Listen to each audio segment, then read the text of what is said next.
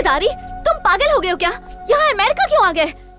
तुम उस दिन मुझसे कुछ कहने वाली थी ना, वही सुनने के लिए अमेरिका आया हूँ। तुमने बहुत अच्छे से पूजा करवाई थी, बस उसके लिए थैंक्स बोलना था। नहीं, बात कुछ और ही है। नहीं, मैं सच बोल रही हूँ। तुम झूठ बोल रही हो। तो फिर सच क्या है? कि तुम मुझसे प्यार करती हो। क्या प्यार? और तुमसे? इंडिया में मेरी मुलाकात तुमसे सिर्फ 7 दिनों के लिए हुई थी और तुम्हें लगने लगा कि मुझे तुमसे 7 जन्मों का प्यार हो गया।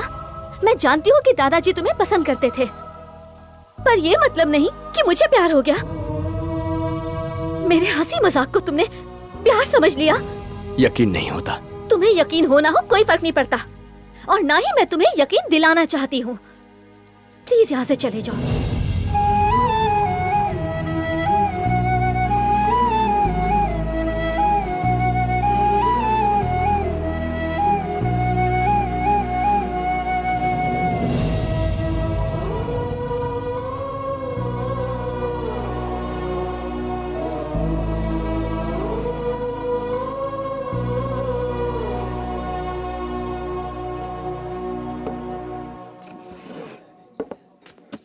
आप जानते हैं मैं पीता नहीं हूँ गुरुजी। अब ये सोमरस नहीं है, ब्लैक कॉफी है।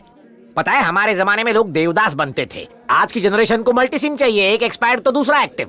करीना ने तो करिश्मा, करिश्मा ने तो रवीना, रवीना ने तो जरीना। उसमें क्या है बेटा, कन्याएं छल हैं। दुख इस बात का नहीं है कि रेणुका को मुझसे प्यार नहीं है, लेकिन वो इस वक्त खतरे में है। उसकी मर्जी के खिलाफ उसे इस शादी के लिए मजबूर किया जा रहा है। तो बिल्कुल सही कह रहे हो। रेणुका कृष्णा को बहुत प्यार करती है। तू चुप कर। चलती ट्रेन में चढ़ना तो ठीक है, तू तो औरतें प्लेन में चढ़ रही है। मैं झूठ नहीं बोल रही, सब सच है। मैं इनके सर की कसम खाती हूँ। भरी जवानी में मारना चाहती है मुझे। वैसे ही इस चांद को ग्रहण लगा हुआ है। कृष्णा लिसन, मैं सब सच कह रही हूँ। लास्ट पूजा के एक दिन पहले रेणुका दादाजी से मिलने गई थी।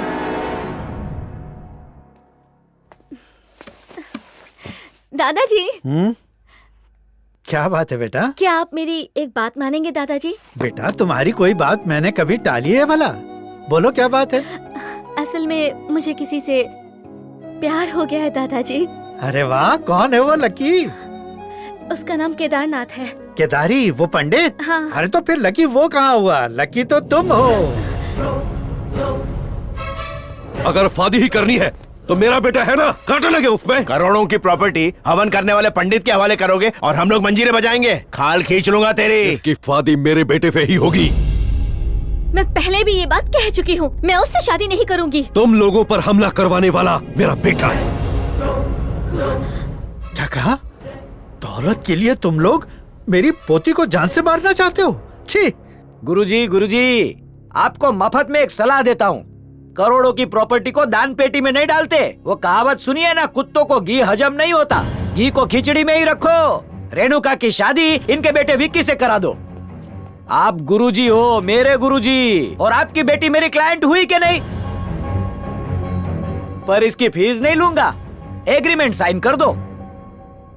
चाहे मेरी जान ही क्यों ना चली जाए, अपनी पोती की शादी विक्रम से हरगिज नहीं करवाऊंगा। पिताजी! तू भी चुप!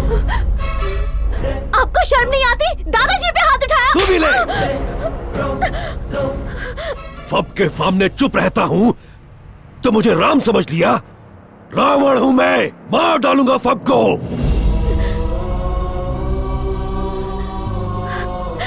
दादाजी।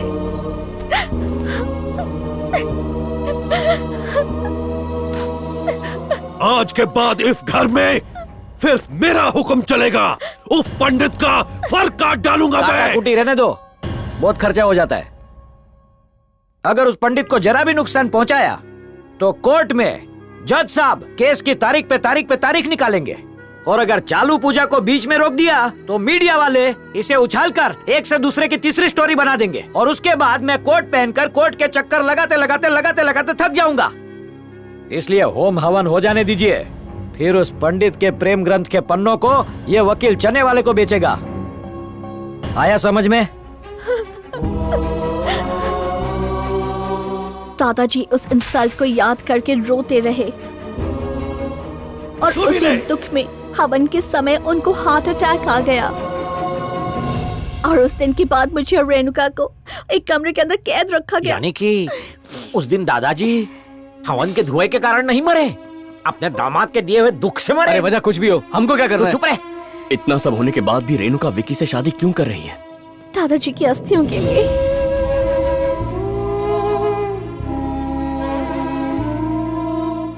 RIP रिप એટલે કે રેસ્ટ ઇન પીસ। गुरुजी बहुत अच्छे थे, मैं उन्हें सच्चे मन से श्रद्धांजलि देता हूँ। दादाजी चाहते थे कि उनकी अस्थियां काशी में विसर्जित हों। ये उनकी अंतिम इच्छा थी, तभी उनकी आत्मा को शांति मिलेगी। बकुड़ा, परी की जान तोते में कैद वाली कहानी सुनी है? वैसे ही इस परी की जान इसमें कैद है। राजा कैच।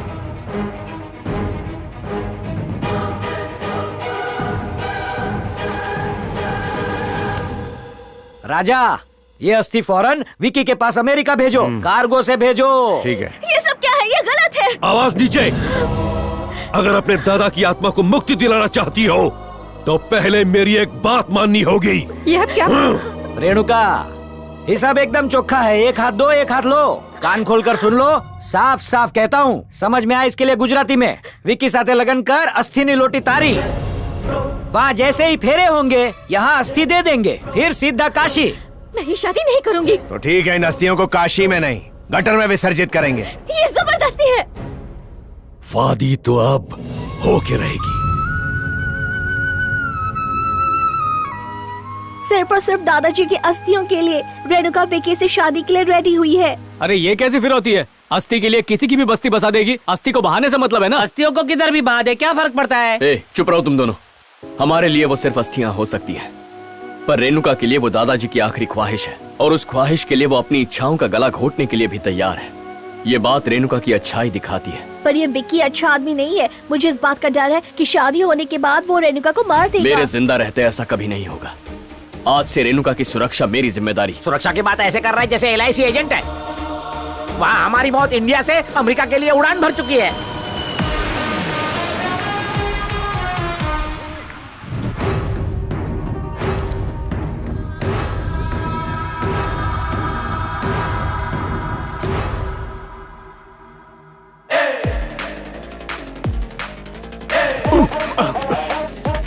हेलो, कौन?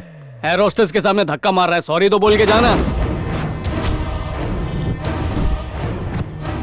ए, इंडिया में तुम लोग पंडित का काम करते हो ना? नहीं सर, नाई का काम करते हैं। What? आपके बाल काट दूं क्या?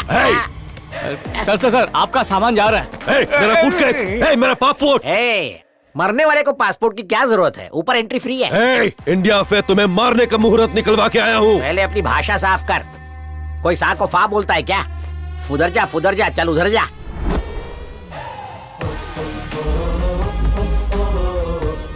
ए, केदारनाथ,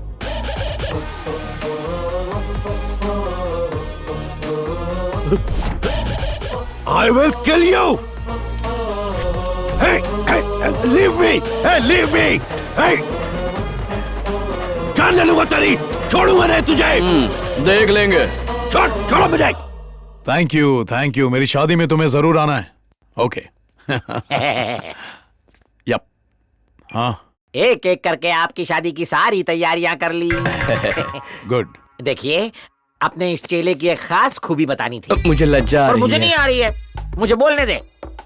दूल्हे राजा, इसने जिस किसी जोड़े के कपड़े अपने हाथों से सिले हैं, उनकी शादीशुदा जिंदगी में झगड़े लफड़े कभी नहीं हुए हैं। Okay. इसमें मेरा कमीशन नहीं है, लेकिन आप अपनी शादी का जोड़ा इसी से सिलवाएं। ओके।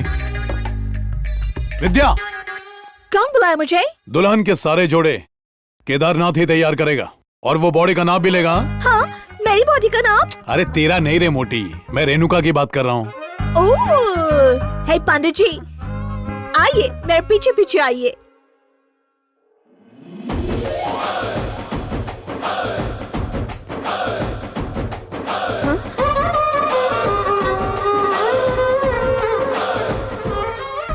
मेरे बेडरूम में क्यों आ गए?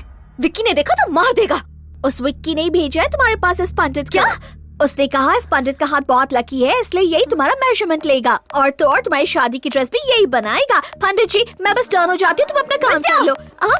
मेजरमेंट लेना रेणुका समझा करो।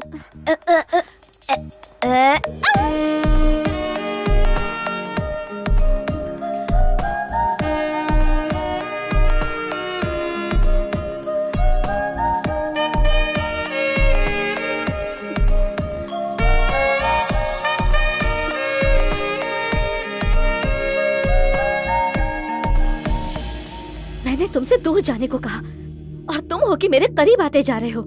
सॉरी रेणुका, तुम्हें परेशान करने का मेरा कोई इरादा नहीं है। मैं जानता हूं ये शादी तुम्हारी मर्जी के खिलाफ हो रही है। दादाजी की अस्थियों के बदले उन लोगों ने तुम पे शादी के लिए दबाव डाला है, ये भी मैं जानता हूं। चाहे तुम मुझसे प्यार करो या ना करो, तुम यहां खतरे में हो और मैं चला जाऊं, ऐसा नहीं हो सकता। चाहे जो हो जाए, मैं दादाजी की अस्थियां तुम तक पहुंचा कर ही रहूंगा। फिर वो अस्थियां काशी में विसर्जित करके मैं चला जाऊंगा, तुम्हें कभी नहीं मिलूंगा। I love you.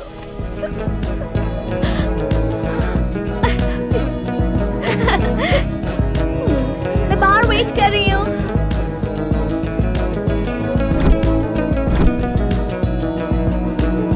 हम विकी के घर जाकर उसे पट्टी पढ़ाएंगे कि घर में अस्थियां रखना शादी के लिए अशुभ हो सकता है। ये सुनकर वो टेंशन में आ जाएगा और हमसे उपाय पूछेगा। अस्थियों के शुद्धिकरण के लिए पूजा करने की बात करेगा। वो अस्थियां हमें देने पर मजबूर हो जाएगा। हम अस्थियों को घर के बाहर सूर्य देव के सामने लाने का नाटक करेंगे और वहीं अपनी चाल चलेंगे। फिरंगियों के रंग ढंग में रंगा हुआ है, तो क्या वो भारतीय अंधविश्वास पे विश्वास करेगा? उसे विश्वास दिलाना हमारा काम है। चलो काम पे लगते हैं।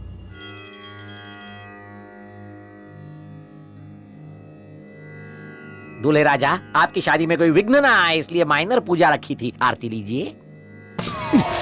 अबे ओ पंडित, ओहो, अनर्थ हो गया। मंगलसूत्र पहनाने वाला हाथ तो जल गया। यानी इस घर में कुछ तो अशुभ है। वैसे तो यहाँ रहने वाले सारे लोग मनहूस हैं, लेकिन ये उनसे भी बड़ी पनौती है। उस दिन सगाई के वक्त लड़की बेहोश हो गई थी, आज लड़के का हाथ जल गया है। इसके पीछे कोई राज है, आप ही हल बताइए गुरुजी।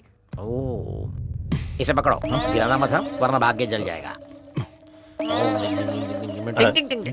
अशुभाय नमः, ब्लैक मैजिकाय नमः, नमः नमः, देशी टोटकाय नमः।